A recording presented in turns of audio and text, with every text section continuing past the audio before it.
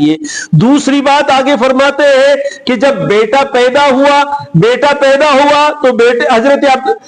اس روایت میں یہ ہے کہ ابو طلحہ نے حضرت انس سے کہا کہ اس بیٹے کو لے کر اللہ کے رسول صلی اللہ علیہ وسلم کی خدمت میں جاؤ۔ ایک اور روایت ہے جہاں یہ ہے کہ ام سلیم نے یعنی بچے کی ماں نے کہا کہ یہ بیٹا پیدا ہوا ہے، بیٹے کو لے کر رسول اللہ صلی اللہ علیہ وسلم کی خدمت میں جاؤ۔ حضرت انس رضی اللہ تعالیٰ فرماتے ہیں کہ میں اس بیٹے کو لے کر اللہ کے رسول صلی اللہ علیہ وسلم کی خدمت میں حاضر ہوا اور مجھے کچھ کھجوریں بھی گھر سے دی تھی کہ کھجور لے کر جاؤ۔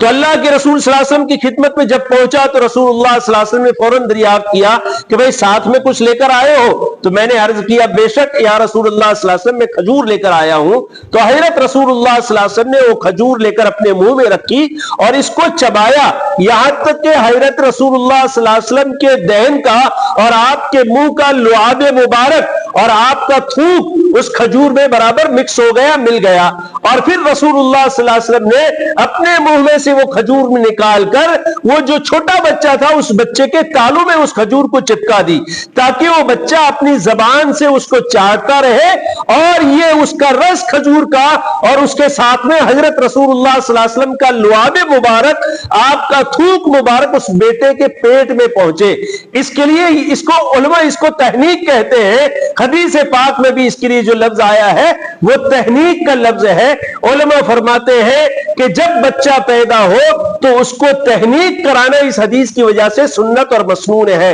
اور بعض علماء نے یہ لکھا ہے کہ یہ تحنیک کا عمل حضرت رسول اللہ صلی اللہ علیہ وسلم کے زمانے میں جائز تھا اور حضرت رسول اللہ صلی اللہ علیہ وسلم کی ذات تک محدود تھا، اور صحابہ کرام رضوان اللہ تعالی علیہم اجمعین کا معمول یہ تھا کہ ان کے یہاں جو بھی بچہ پیدا ہوتا رسول اللہ صلی اللہ علیہ وسلم کی خدمت میں فوراً لے جاتے۔ ماں کا دودھ یا اور کوئی چیز بچے کے پیٹ میں جائے اس سے پہلے رسول اللہ صلی اللہ علیہ وسلم کی خدمت میں بھیجتے تھے تاکہ رسول اللہ صلی اللہ علیہ وسلم کا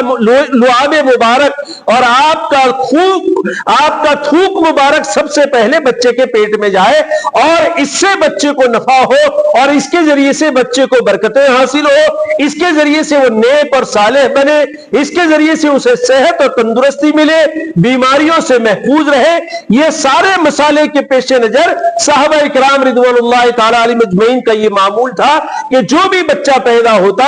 بچے کو لے کر رسول اللہ صلی اللہ علیہ وسلم کی خدمت میں بھیجتے تھے، اور ساتھ میں کھجور یا کوئی بھی میٹھی چیز جو میسر ہو وہ لے کر بھیجتے تھے تاکہ تحنیک رسول اللہ صلی اللہ علیہ وسلم کرے اور اس کے ذریعے سے بچے کو بے شمار برکات اور اس کا نفع ہو۔ پہلے نمبر کی چیز کہ وہ بیماریوں سے محفوظ رہ جائے، دوسرے نمبر کی چیز وہ اپنی زندگی میں نیک اور صالح بنے، متقی بنے، برائیوں سے محفوظ رہ جائے، اور اسی طریقے سے اور دوسری شرور اور آفات سے بچہ بچ جائے۔ اس گھر سے تحنیک کرائی جاتی تھی۔